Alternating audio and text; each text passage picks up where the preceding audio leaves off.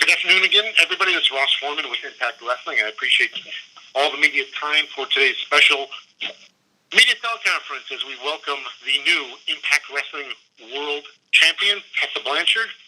We are here in Las Vegas getting ready for shows the next 3 nights, Friday, Saturday, Sunday, February 7, 8, and 9, right here at Sam's Town Live. Tickets are still available for anybody who's curious. And at this point, I will welcome Tessa Blanchard. Tessa, how you doing today? I'm doing good, Ross. Before we start, I just wanted to start off by saying that I'm glad to be here with all you guys. I thank you for all the coverage that you guys have all given me. And I'm happy to talk to you guys about my championship, about wrestling, and answer whatever questions you guys might have. Well, media, at this point, we are going to open it up for media questions. *6 to get into.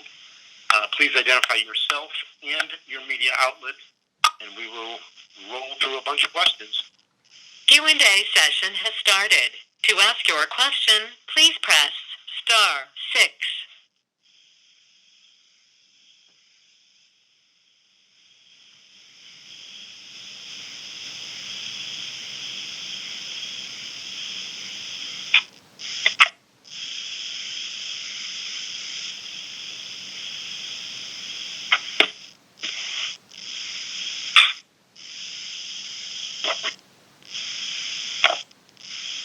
Hi, Tessa. It's James Walsh from the Wrestling Epicenter. How you doing today?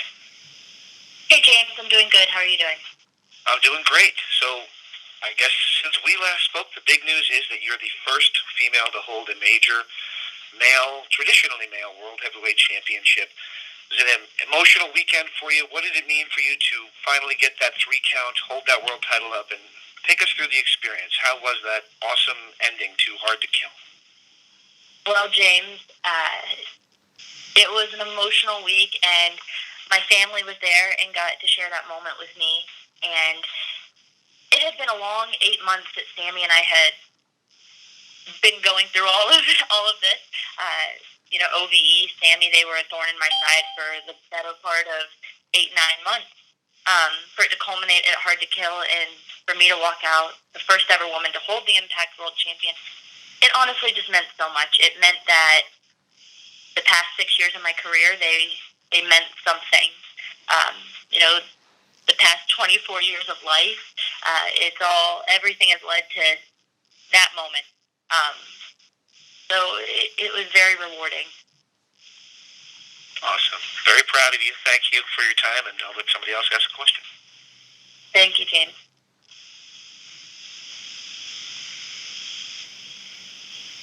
Hi, Tessa. This is Stephanie from Steel Chair Magazine, United Kingdom. Congratulations for the World Championship. And as a woman, you can't imagine the pride it is for every woman, probably.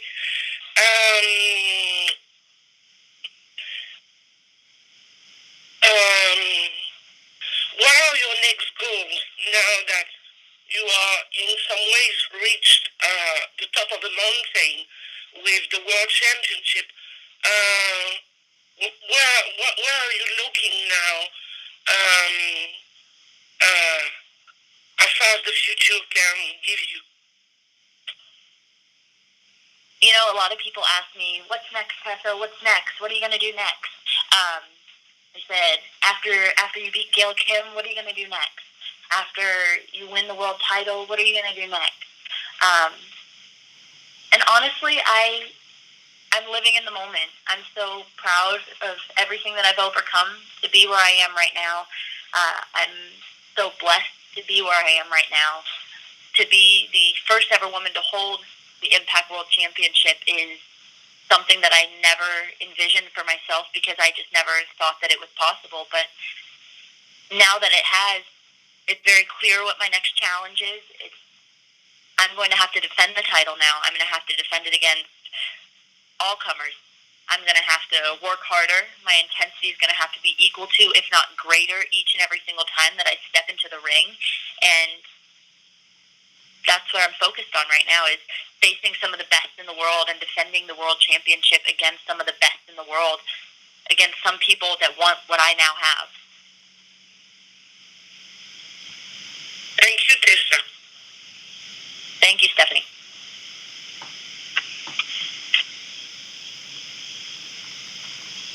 Hey, Tessa. Scott Fishman from TV Insider. Hey, Scott, how are you? I'm good, thanks.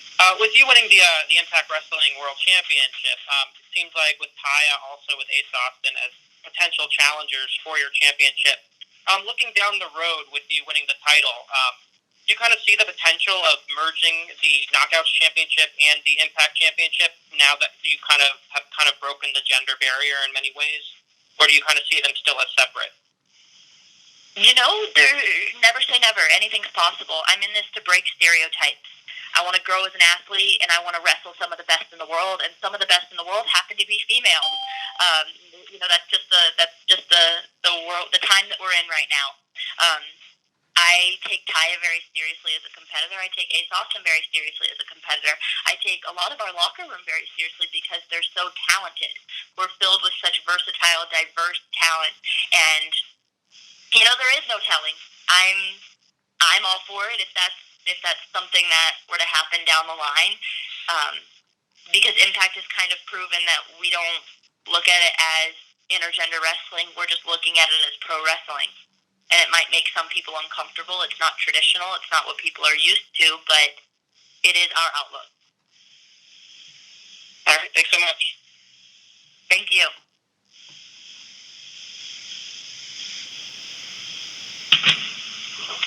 Hey, Tessa, there were obviously some controversies around the weekend when you won the championship. We haven't exactly heard you speak about that. We've seen some tweets about that, but haven't exactly heard you speak about it.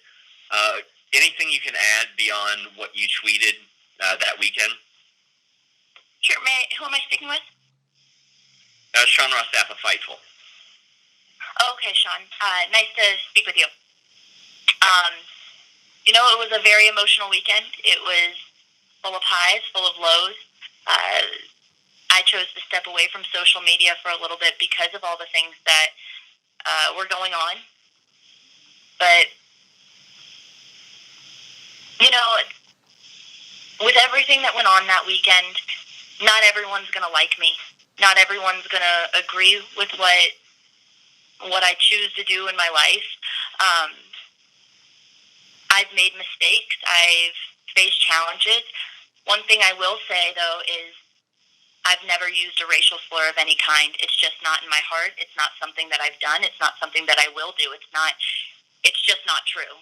Some people, they look at social media and someone will make an accusation, someone will say something, and then everyone hops on the bandwagon. We've all got our own stories. There's a side of everyone's life, that's public, and there's a part that's private. There's a part that's portrayed for all the world to see and can be judged by anyone that's actually interested in it. And it's very unfortunate that some people resort to saying certain things, but it's just not true, and that's as much as I'll say on it, because I know who I am. People online, that's the world we live in with social media. I've faced challenges and obstacles that have enabled me to persevere to become the woman and the athlete that I am today, and this is just another stone in that step. Did that affect you mentally going into your match? All that happened that weekend and some of the stories that emerged?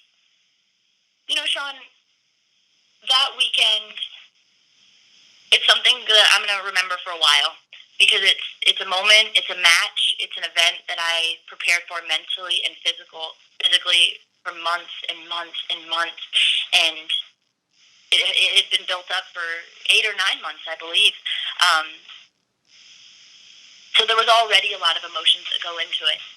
And the day before, I was kind of hit pretty hard. It's something that I chose to step away from social media, to step away from everything and kind of live in the real world, because to see your coworkers and to see your peers say things about you and some things that are just not true about you, it did hit me very hard, but I'm the kind of person who I have extreme mental strength. And with my family, with my little sisters being there that weekend in the front row to watch everything culminate at that event, it was special for me. So I knew that everything that I've been through, I was going to have to use it as fuel almost to go out there and perform to the best of my ability, to be the best version of Tessa Blanchard that I could be that night, and go out there and win the world championship. That way, my little sister, who's 12, other little girls, any younger talent might look at me and take something that I love, and I went and I made myself great at it, and they can take what they love and they can become great at it too. And that's what motivated me. I can handle almost anything. You know, not everyone's going to like you. I'm going to build my own legacy based on my work ethic, not by trying to win some popularity contest.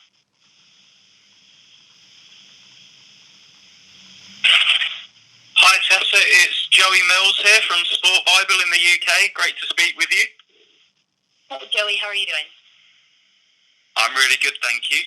So I just wanted to ask, first of all, was there a point, obviously you sort of grew up around wrestling, being from a sort of a wrestling royal family of sorts. Was there ever a point where you sort of wondered why a woman had never been world champion and decided that you wanted to be the one to finally do that? You know, I think that wrestling the guys is just something that came very natural to me because that's the way that I was trained. 6-7 days a week, I'd be in the ring with Cedric Alexander, Caleb Conley, George South, and we would train and we would train and we would train. And I was forced to hold myself to a higher standard because of that and because of my family, to do them proud, but also to find out who Tessa Blanchard is in the ring on her own. I'm a huge fan of China. I think that she's a pioneer for everything that we're doing right now. Intergender wrestling is something that happens quite often on the independent circuit, and it's so great. It's something that makes some people uncomfortable. I've said it before. It's not traditional. It's not what people are used to. It's not what people sit down with their families and watch on Monday nights. But that's what I love about it, is that it is so different. When I first started wrestling, I said that I wanted to make history in my own way, in a way that was unique to me and unique to the wrestling business. And I didn't really know what exactly that looked like 6 years ago when I started, but it's all starting to make sense to me, and it's looking a lot like right now. And to be the change, to be the face of that change, it's very special to me. And to be given the platform and that opportunity by Impact Wrestling has made it even more worthwhile.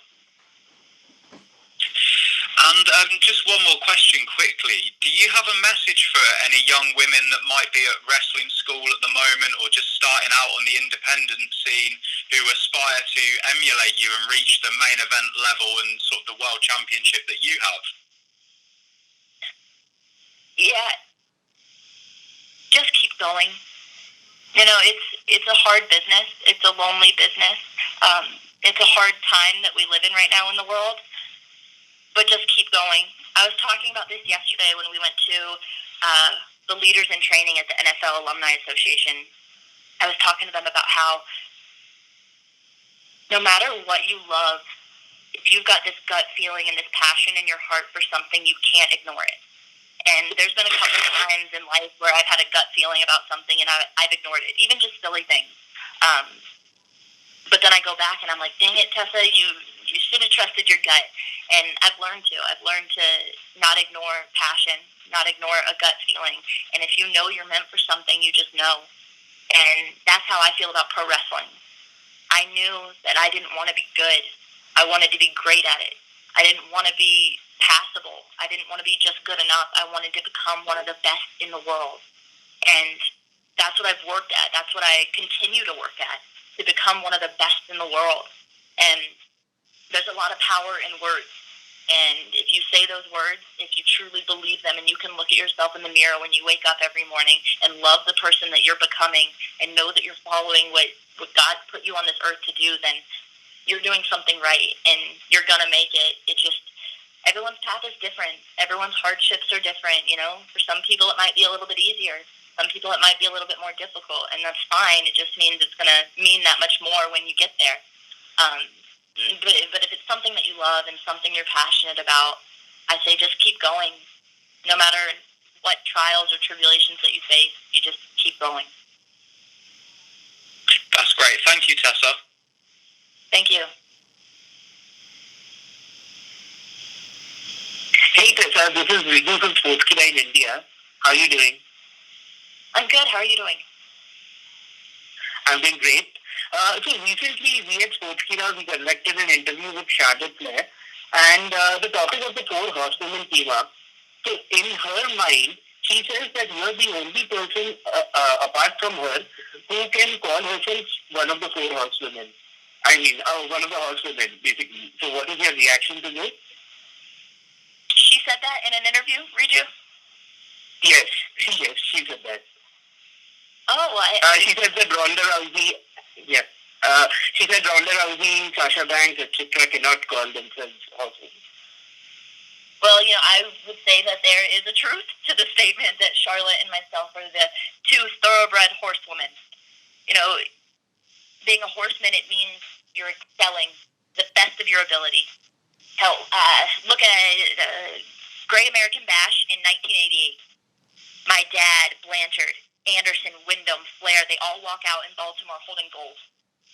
Being a champion, it is a state of mind. It's a lifestyle. Holding up that 4 is the symbol of excellence, the true symbol of excellence. And for Charlotte Flair and myself, it is birthright. Awesome. I have a quick follow-up question. We also spoke to Taya Valkyrie not long ago, and she said that you have not faced any women for the last 8 or 9 months, and that you're scared to face women. What is your reaction to this? Well, Taya will say whatever Taya wants to say, but I have faced women in the past 8 or 9 months, and I'm not scared to. But I will say, since I've won the world the world championship, that I'm a fighting champion, and I'll fight anybody, man, female. It doesn't matter to me. I'm that confident in myself, in my ability, and I'm that willing as a champion. Thank you for your time. Thank you, Riju. Hi, Tessa. This is Nick House with Wrestling Inc. Thanks so much for taking the time today. Hey, Nick. How are you doing? I'm good. I wanted to get your reaction to former Impact Wrestling star Booker T's comments about your title reign, where he said it was one of the worst decisions of the company. He said, because now all the men in the company, if they wrestle her and she beats them, it diminishes every guy in the company. I mean, who's the top guy in the company now? I cannot see the man Becky Lynch wrestling Samoa or Brock Lesnar. It's the worst idea in the history of wrestling. It really is. It makes me question and wonder if somebody tried to blow this thing up on purpose. Like somebody said, let's see how bad we can mess this up. Well, Nick, I am honored to be put in the championship picture. I'm under a contract, and I have done everything that's been asked of me to do within my ability for the wrestling fans, which is why I'm under a contract. I've done absolutely everything that I can to do to the best of my ability for the wrestling fans. That's what I always want to do. I want to compete. I want to perform to the best of my ability for the fans. The whys, the wherefores, that's coming from a different meeting, a meeting that I'm not a part of, and I do the best that I can to accomplish what I'm asked to do. Okay, cool. And similarly to a question that was asked earlier about you and Jordan possibly, or you possibly unifying the titles with the Knockouts title, I spoke with Jordan recently, and she said that she may not be against the idea of retiring the title of Knockouts. How do you feel about that term? Like I said, Nick, never say never. Anything's impossible. We're kind of in a time in wrestling right now where crazy things are happening. It's a great time for wrestling. Things are evolving. We're in the midst of an evolution. And I'm all for it. Change doesn't happen. Evolution doesn't happen without one or the other. And so to be like an active wrestler in the midst of all of it, it's a really neat thing to experience. It's a neat thing to watch. If you would have asked me a few years ago if I would be the world champion right now, I would probably say no, because I didn't think that that was possible. But I've been put in the position where it is possible. And I'm starting to believe more and more that anything is possible. I just said it a second ago where I'm going to be a fighting champion. I want to face guys. I want to face girls. It doesn't matter because I don't look at it like that. It's not intergender wrestling. It's just pro wrestling. And some of my favorite matches have been against girls. Some of my favorite matches have been against guys. So I'm all for it. If that's something that were to happen in the future, cool. If it's not, that's cool too. Whatever happens, though, I'm all for it. Cool. Thank you, Tessa. Thank you, Nick.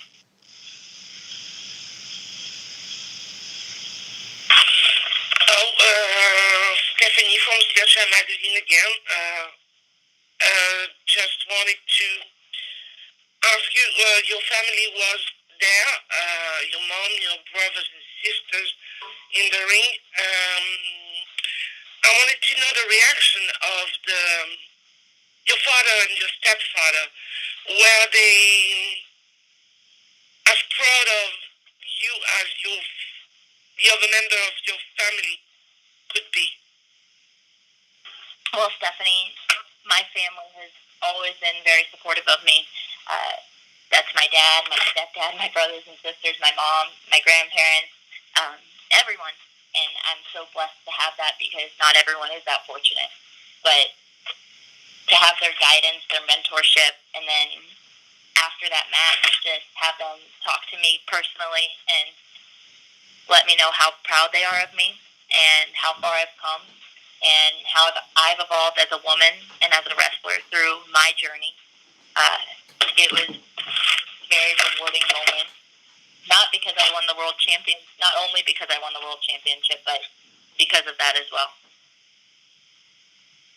Yeah, thank you. Thank you, Stephanie. Hey, Tessa, Sean from Fightful again.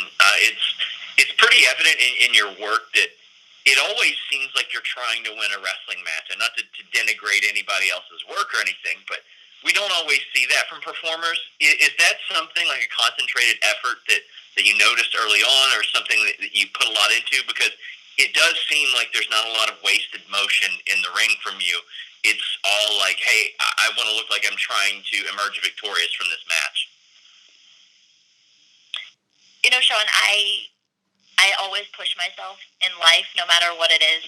It's just my personality. I've always been that way. My mom tells me the same thing, that when I was in school, I was an overachiever. I just wanted to, I wanted to do extra credit work, or I wanted to just push myself. And, if I'm going to audition for a musical, I'm going to audition for the lead role.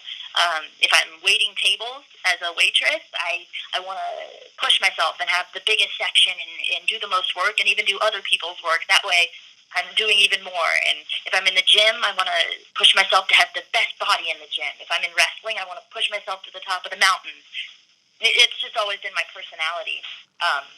So each and every match, I'll even watch myself back sometimes with my dad or my stepdad even, and I want to pick at everything. I want to pick at every detail. I want to know how I can make myself better, because I'm always and forever going to be a student of the game. It's just the way it is. I don't know everything. I don't pretend to know everything. But if I can use the tools and the people around me to become the best that I can be, then I think that that's very valuable. It's something that I'd be stupid to not do.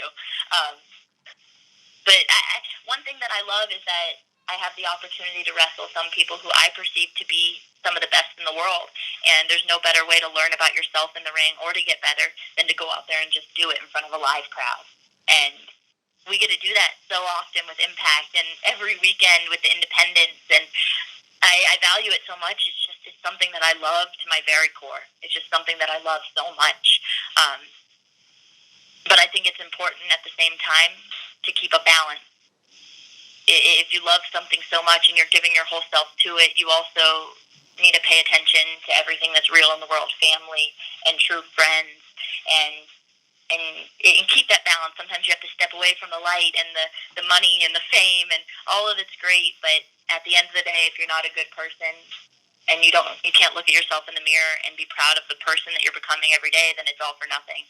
So got a little bit sidetracked, Nick, but I am very, very proud of myself every single. I think it's important to keep that, to be proud of yourself, right? Through the trials, through the bad matches, through the good matches, through the wins, through the losses, through the constructive criticism. I'm very blessed for all of it. What are some of the things you think you've improved on the most since coming to Impact, whether it be as a wrestler or a performer? Oh, I love that question. Well, when I first started wrestling, I remember my very first match, and it was in Charlotte, North Carolina, and I remember being in the ring with a lady from the United Kingdom named Miss Rachel, and I didn't know where in the ring I was. In the middle, I couldn't tell you which corner. I was just so, I don't know if dizzy is the right word, or if I was just lost. I didn't know. It was my first time just being thrown in there, and she carried me.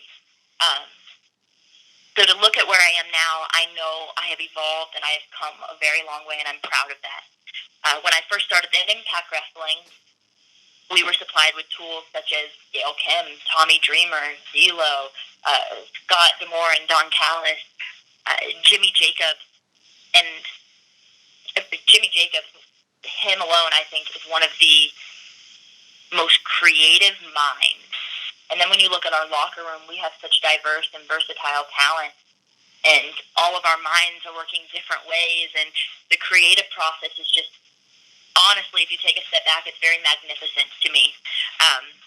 So I think I've learned a lot about myself through promos, through learning to work with other people and listen to their ideas, but also take them and collaborate with my ideas to create something that's different that maybe we haven't done before. You throw in people's size differences and their style differences, and you clash with it, and it creates something cool. You're telling a different story each and every night, and I think that's what I've learned most, because Impact is the first TV company that I've really worked consistently. So I've learned the TV style. I've learned how to evolve Tessa Blanchard, the character. Thank you.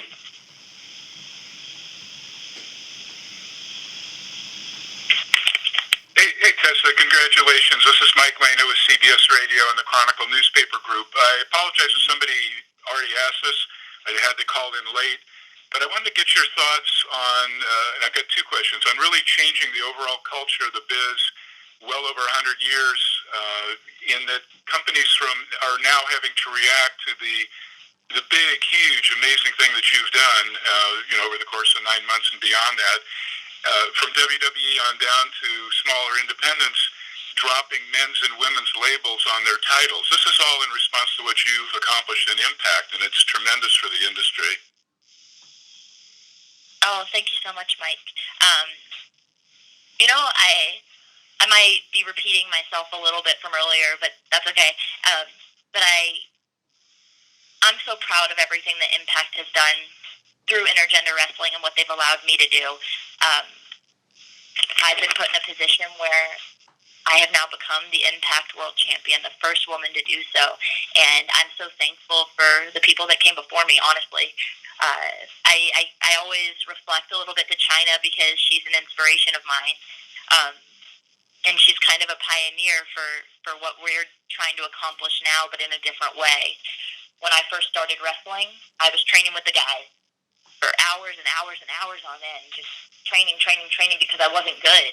I wanted to become great, but I just wasn't there yet. I messed up. I screwed up. I took bad bumps. I've broken both my collarbones. I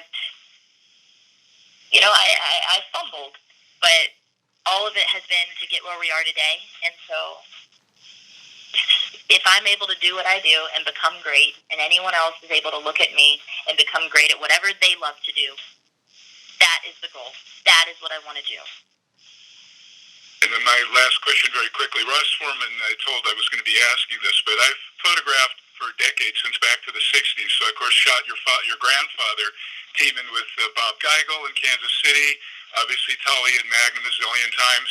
But you also set history at the Cow Palace prior to going to Impact on second shows for All Pro Wrestling. You were in a tag team, so you've met a lot of guys that now have come over to Impact in Tim Thatcher, who you were on TV with the other night, and or Thornstowe, I'm sorry, Adam Thornstowe, and you were in the tag match with Candice and Joey Ryan, if you recall. And that was kind of a big deal because that building is one of those meccas, like not quite Madison Square Garden, but it's like the Olympic Auditorium in L.A., the Cow Palace in San Francisco. Do you remember that at all, that big show? I remember exactly the night you're talking about, Mike. It was me and Colt Cabana versus Joey Ryan and Candice, and that was such a special night for me because that, I believe, might be one of the only buildings that all three generations of Blanchard have wrestled in. My grandfather, my dad, and me. And I think the match, if I'm not mistaken, was the Brainbusters, my dad and Orange, versus the Rockers. And so for me to be wrestling in the Cow Palace, I was ecstatic. I was so excited that night. Oh, here, last thing, this is what I asked Ross about. My newspaper, the USA Today, a couple of days ago ranked, and I wanted to ask if this is a relative at all, because there have been rumor mills saying that Doc Blanchard, a collegiate, huge amateur football player who was lauded as being on the greatest amateur football team of all time, in all the bowl games and all that, is that any relative of yours, Doc Blanchard? I really want to say yes now. But, Mike, I'm going to have to ask my dad about that one because I'm not sure. I feel like I would know if he was, but I could be mistaken. I have so many cousins and great uncles and aunts, and we have a very big family. So it is possible, but I'm going to have to ask about that one. I'm not sure, Mike. Yeah, threw me because it wasn't West Texas State, but I'll shut up now and let somebody else ask questions. I'm really inclined to say it was, though. Doc Blanchard, that was the name. All right, thank you. And congratulations. Congratulations. Thank you.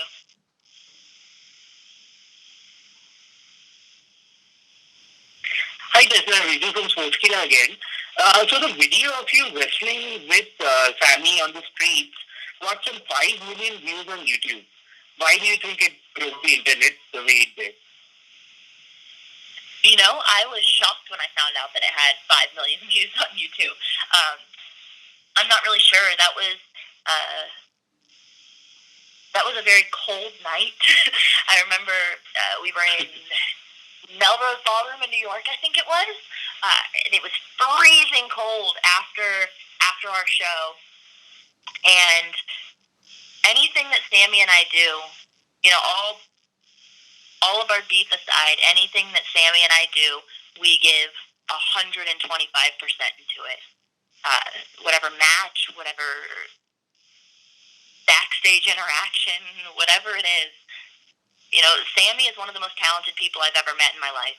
His mind is so creative. The way that he thinks is very different than a lot of people that you'd meet. And, he was also the thorn in my side for 8 or 9 months, him and OVE. And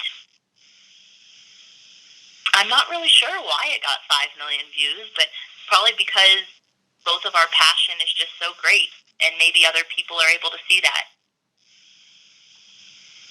Awesome. And one quick follow-up question. What do you think of Impact bringing back the TNA name at WrestleZone? Could you repeat it one more time, Riju? Yeah, so basically, I believe that Impact Wrestling is bringing back the TNA name for one night only at WrestleZone. So would you have a reaction to that? Oh, yeah, I'm excited. I'm excited to see the people from TNA that we bring back, just to see so far who we brought back. I'm like really, there's a dream match of mine, and I actually haven't been vocal about this or tell people about it, but Chris Sabin is a dream match of mine, and so if I would get the opportunity to wrestle him, I think that would be really cool. I'm getting to check off a few dream matches or people on my list here recently. I have Amazing Red coming up, which is another one of them, but at the TNA show, if I was able to wrestle Chris Sabin, I would be happy. Fantastic. Thank you so much. Thank you, Riju. Hi, Tessa. It's Joey from Sport Bible again. I just wanted to ask, obviously, sort of winning the world title, there's the implication there that you might be able to defend it overseas. I just wondered if you'd given any thought to perhaps defending the Impact Championship in other countries, and if there was any opponents overseas that you thought about facing. Oh, definitely. I would love to defend it overseas because I love going overseas. Just a few places that I've been blessed enough to go to, Australia, China, Japan. The UK is one of my favorites. Just the fans there, absolutely incredible always. I would love to defend the World Championship there. One person I think that I would love to wrestle is Will Ospreay. We've wrestled each other before, but it was a tag match, and it was What Culture Pro Wrestling years ago. But to have a singles match against Will Ospreay, I think would be really, really cool for me. That's brilliant. Thank you, Tessa. Thank you. Hey, Tessa, it's James from the Wrestling Epicenter again. Hey, James, how are you? I'm doing okay. I was kind of not wanting to ask this question, but I'm going to ask it anyway because I can't help myself. A few weeks ago, I interviewed Malaya Hosaka, and I was expecting her to say that she loved intergender wrestling, but she kind of gave the opposite view on that. She said she worries that kids on the playground will then think it's okay for boys to hit a girl and things like that, for the boy to think it's okay to hit a girl. What do you think of the cultural aspect on it? Because me personally, it's kind of one of those things that I go back and forth on in my own head on it. Sure, I'm not ignorant to the fact that a lot of people don't like it. My viewpoint on it is a little bit different because I believe that there's strong style wrestling, there's lucha libre wrestling, there's deathmatch wrestling. I think there's intergender wrestling. It's a style of wrestling. Not every style of wrestling is going to be for everyone, and there is absolutely nothing wrong with that. I think that I get why it makes people uncomfortable. I understand where they're coming from. I'm not going to say that they're wrong. None of us are wrong. Wrestling is an art. Wrestling is whatever we want it to be. And it might make people uncomfortable. It might not be what people are used to. It might not be traditional. It might not be what people sit down on the couch and watch with their families every week. And that's what I love about it, is that it is different.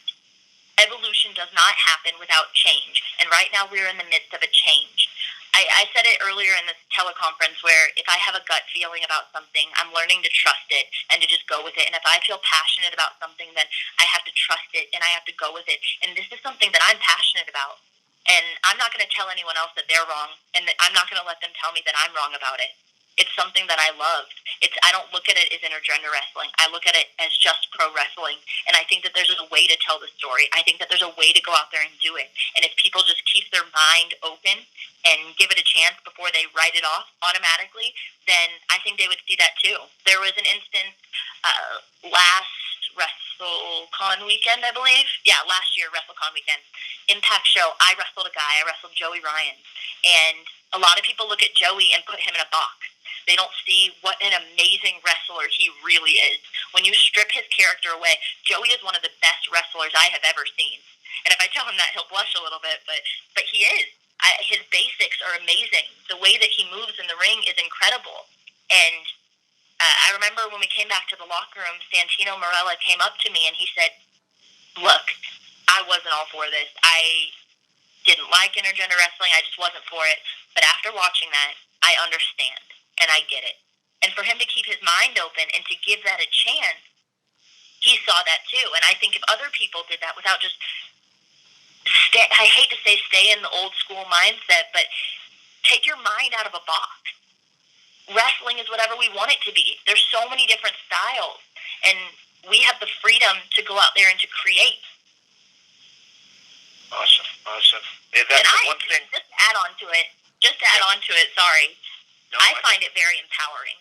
I find it, in a world where we're told it's a man's world, a woman isn't as strong as, a woman isn't as good as sometimes a man, to go out there and show that, no, we are athletes and we are strong women. I'm surrounded by strong women. Jeannie Buss is one of the strongest women I know, and she looks at it a little bit the same way, I believe. can go out there and empower someone to become great at whatever they love to do, then we have accomplished something. And I have that vision. I want other women to feel empowered if they watch me, to feel motivated, inspired, to know that whether it's pro wrestling or not, whatever the hell it is in life, whatever you love to do, whether it's in high school, Block B, whether if it's your after-school program or your sport or, you know, you're writing an essay, your job after school, or whatever it is, whatever the hell it is, go and become great at it if you're passionate about it. Awesome. That's the one thing that you and Sammy Callahan seem to have in common, that you don't view it as intergender wrestling, you just view it as pro wrestling. And you're starting to make me a believer, I'll say that. Thank you so much. Hey, Tessa, Scott from TV Insider again. One of the things that is great about, you know, this trailblazing moment for you is the fact that you're 24 years old. I mean, you've been in this business for a couple years now. I'm just curious, you touched on it a little bit as far as an in-ring performer, but as a person, you know, within the wrestling business, you have to learn kind of how to have thick skin, and you can go through the ups and flows of being a wrestler. How do you think you've grown as a person as far as when it comes to things that we don't see in the ring? I mean, besides what we see in the ring, like behind the scenes, and comes to travel and dealing with different personalities in the locker room. Just how do you feel that you kind of have grown, or is there a moment for you when you were coming up that you said, okay, I'm feeling this way or I'm acting this way, I need to make a change for myself? You know, this isn't a business for the timid. It's not a business for the meek. It's not a business for the too thin-skinned. And I've been tested in this life, in this journey, in this sport. And one thing that my dad always tells me is that I've graduated from the school of hard knocks. And, you know, I've given some. I've taken some. But one thing that I've done is I've never quit. And through this whole journey, through the past 6 years of my career, and, you know, I've grown a lot as a person. I'm not the same person that I was 6 years ago. I'm not the same person that I was 3 years ago. I'm not the same person that I was last year. You know, you grow and you experience life, and you take those experiences and, you know, your fumbles and your wins and your losses, and you use them as fuel to become the best version of yourself possible. One thing that I've really learned is to show respect to people even when they don't deserve it. Not as a reflection of their character, but a reflection of my own. I want more than anything, and over the course of my career, I've really, really focused on this in my head. I want to become the best Tessa Blanchard possible. That way, if someone else watches me, if someone else can look at me in the ring, they can go and become great at whatever they do. I've said it a few times, so I might be repeating myself, but nobody can kill your dreams. You know, the world, every single day when you wake up, the world's going to ask you who you are. And if you don't have a strong idea of that, you know, through the money and the fame and, you know, the TVs and all the social media, and, you know, people say nice things about you, people say bad things about you, people are always going to have something to say. You've got to have the mental strength to know in your heart who you are. And if you don't know that, then the world is going to come at you and the world's going to tell you who you are. And I am a strong believer, and I have the strength in my mind to know that I am stronger than that, and that the world can't take away who I am because the world didn't give it to me. And that goes for everyone. The world can't take away your dreams. It can't tell you who you are because it didn't give it to you. And I think that's one thing that I've really, really focused on over the past few years, and grown as a woman, grown as an athlete, grown as a performer, grown as a sister, grown as a daughter, and hopefully grown as a leader. All right, thanks so much. Thank you. Well, media, I appreciate your time very much. We have one final question that did come in to my email, and Tessa, if I can ask you this. It came in, and the question is about the magic moment as you walk back up the aisle at Hard to Kill, and you were greeted, got Demore, Tommy Dreamer, TJP, and a bunch of the Impact wrestlers and staff. Your emotions carrying the championship belt. I remember being in the ring, Ross, and after after I won the belt, I looked at Brandon Toll, the referee, and I said, "We did it. We did it." And it's because we did it. It was something that at Slammiversary, I came up short. At Bound for Glory, I came up short. At Hard to Kill, not this time. Third time's the charm. My mom, my sisters, my brother, they all got in the ring, and they just were full of emotion. And it was really special for me. I didn't know, though, that when I would turn around that the better half of the locker room and D'Lo and Tommy and Gail were all standing up there, and it kind of just took me back for a second, because these are all people who have poured into my life over the past year and a half or 2 years that I've been at Impact, and they've kind of mentored me, and I've taken their advice and their guidance and used it to hopefully become a better athlete, become a better person, to become a better champion. But that's a moment I'm never going to forget. That's like one of those moments that they talk about in your career where that's the moment you remember. I was filled with so much emotion. To share it with my family, to share it with the locker room, to be the champion, to be the face of the company. It's what we all want to achieve. We all want to get there. We all want to be at the top of the mountain. And to know that I came out on top, I came out as the world champion, I achieved that. All the hard work, all the late nights, all the training sessions, all the wins, the losses, the mess-ups, the injuries, all of it, it's been for something. I didn't tell people this. I didn't go public about it, but 5 weeks, 4.5, 5 weeks before that match, I had knee surgery, and I went out there 125% and gave my all, and I came out the world champion. Alrighty, Tessa. Well, thank you. And media, thank you very much. We've been pushing just under an hour at this point. I thank you. Everybody at Impact Wrestling thanks you. I will give the floor one final time to Tessa, just for final thoughts as we wrap it up today. Yeah, I just want to say thank you guys for all calling in today. It's been great to speak to all of you. Thank you guys for all of your coverage on me. I value it very, very much. And thank you guys for everything you do for Impact as well. I'm so glad that you guys called in to hear my story, to ask me questions, and I will leave you with that until next time. So thank you, media. Perfect. Thank you very much, media. We appreciate everybody calling in.